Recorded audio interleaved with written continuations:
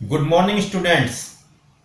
जैसा कि आपने पिछली वीडियो में पढ़ा कि अकाउंट्स क्या होता है और अकाउंट्स की हमें आवश्यकता क्यों पड़ती है, तो इस वीडियो में मैं बलबीर अग्रवाल आपके लिए लेकर आया हूं कि अकाउंट्स के ऑब्जेक्ट्स क्या होते हैं। आज हम पढ़ेंगे अकाउंट्स के कितनी तरह के ऑब्जेक्ट्स होते हैं, कौन कौन से ऑब्जेक्ट्स अकाउंट्स के होते हैं, क्यों हम अकाउंट्स बनाते हैं, किन उद्देश्यों की पूर्ति के लिए हम अकाउंट्स को बनाते हैं। तो एक एक करके हम बारी बारी से पढ़ेंगे, उनको समझेंगे। पहला जो ऑब्जेक्ट है अकाउंट का वो है to keep a systematic record. To keep a systematic record का मतलब हुआ कि अकाउंट्स में जितने भी इंफॉर्मेशंस हैं, जितने भी ट्रांजैक्शंस हम बिजनेस में करते हैं, उन ट्रांजैक्शंस को इस तरह से लिखना है कि वो एक सिस्टम से लिखी जाए, ताकि हम किसी भी तरह के डिसीजंस ले पाएं, किसी भी तरह की इंफॉर्मेशंस ले पाएं। तो सबसे पहला इसका ऑब्जेक्ट यही है कि हम अकाउंट्स में जितने भी हमारे बिजनेस के अंदर ट्रांजैक्शंस हुई हैं उनको सिस्टमेटिक रिकॉर्ड से लिख पाएं। तो पहला ऑब्जेक्ट अकाउंट का यही है। दूसरे ऑब्जेक्ट्स के बारे में आपसे बात करूं तो दूसरा ऑब्जेक्ट है टू प्रोटेक्ट बिजनेस प्रॉपर्टीज। जो बिजनेस की प्रॉपर्टीज होती हैं, जैसे कि आपकी एसेट्स में आप मान सकते हैं कि फर्नीचर हो गया, बिल्डिंग हो गई, कैश हो गया, इन्वेस्टमेंट्स हो गए, अन्य अदर जो भी एसेट्स हैं हमारे बिजनेस के अंदर, तो जितनी भी हमारी एसेट्स हैं उनको ये प्रोटेक्शन प्रोवाइड करता है, मतलब सुरक्षा प्रदान करता है। क्योंकि अकाउंट्स से हमें ये पता होता है कि हमारी कोई भी एसेट्स है उसकी वैल्यू क्या है। आगे आने वाले चैप्टर्स में आप सीखेंगे कि हम डेप्रिसिएशन लगाते हैं एसेट्स के ऊपर में।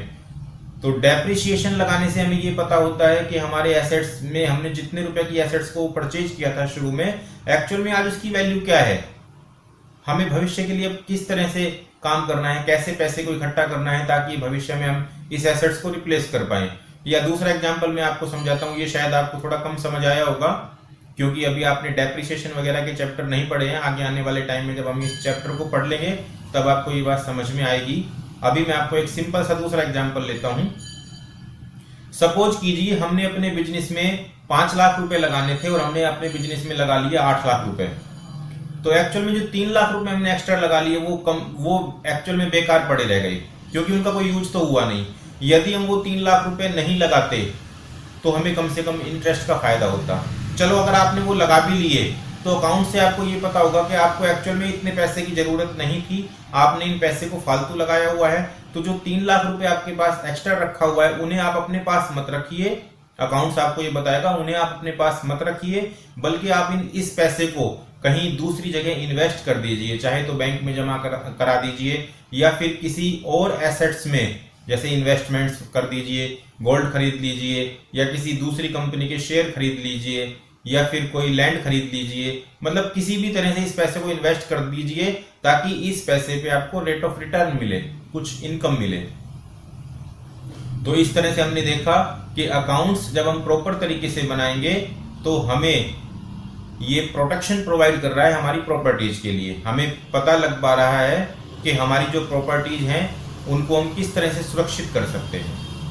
आई होप कि आपको ये समझ आया होगा। नेक्स्ट हम तीसरा जानते हैं कि अकाउंट्स हम क्यों बनाते हैं या फिर अकाउंट्स का ये ऑब्जेक्ट क्यों है। तीसरा ऑब्जेक्ट अकाउंट का हम पढ़ते हैं एसर्टेन प्रॉफिट। एसर्टेन प्रॉफिट का मतलब है कि प्रॉफिट को निकालना, प्रॉफिट को फाइंड आउट करना। हर व्यक्ति ये चाहता है कि जो बिजनेस चला रहा है उसके बिजनेस का रिजल्ट कैसा है, उसके बिजनेस का प्रॉफिट कितना है। तो सिस्टमेटिक तरीके से जब हम अकाउंट्स को प्रिपेयर करेंगे तो हमें अपने बिजनेस के प्रॉफिट या फिर लॉस जैसी भी पोजीशन है उसके बारे में पता लगेगा। एंड फोर्थ जो मेन ऑब्जेक्ट है अकाउंट का वो है ascertain the financial position of the business. जो आपका बिजनेस है, जो भी आप काम करते हैं, उसकी फाइनेंशियल पोजीशन कैसी है। फाइनेंशियल पोजीशन का मतलब होता है कि उस बिजनेस की एसेट्स कितनी हैं और उस बिजनेस को आउटसाइड लोगों को पैसा कितना चुकाना है, मतलब उसकी लायबिलिटीज कितनी है। तो इस सब बारे में इंफॉर्मेशन प्रोवाइड हमें अकाउंट्स ही कराते हैं। तो ये भी एक बहुत बड़ा मेन ऑब्जेक्ट है अकाउंट्स का, to ascertain the financial position of the business. Next इसका ऑब्जेक्ट है facilitate decision making. Facilitate decision making का मतलब है कि आप अपने बिजनेस के लिए उचित तरह से डिसीजन ले सकते हैं, क्योंकि आपके पास पूरी इंफॉर्मेशन होगी अकाउंट्स के थ्रू। अकाउंट्स के थ्रू आपको ये भी पता होगा कि मेरे बिजनेस का प्रॉफिट कितना है, मेरे बिजनेस की फाइनेंशियल पोजीशन किस तरह की है, तो मैं उसी के अकॉर्डिंग आगे डिसीजन ले सकता हूँ। तो इसलिए ये आपको फैसिलिटी प्रोवाइड कराता है भविष्य के लिए डिसीजन लेने में। तो फैसिलिटेट डिसीजन मेकिंग भी इसका एक बहुत बड़ा ऑब्जेक्ट है। और एक ऑब्जेक्ट इसका इंफॉर्मेशन सिस्टम। इंफॉर्मेशन सिस्टम का मतलब, वैसे तो हमने ये सारे सिस्टम पढ़ ही लिए हैं अभी अभी, कि हमें ये प्रॉफिट को बताता है, हमारे बिजनेस की फाइनेंशियल पोजीशन को बताता है, हमारे रिकॉर्ड को सिस्टमैटिक तरीके से रखता है, हमारे प्रॉपर्टीज का ये प्रोटेक्शन प्रोवाइड कराता है और हमें डिसीजन मेकिंग कराने में ये हेल्पफुल करता है।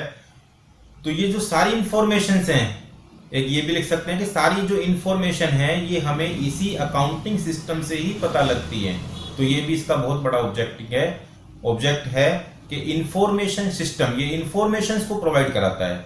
इन्हीं इंफॉर्मेशन को नहीं बल्कि इसके अलावा भी बहुत सारी इंफॉर्मेशन जो बिजनेस के लिए जरूरी होती हैं उनको ये हमें प्रोवाइड कराता है।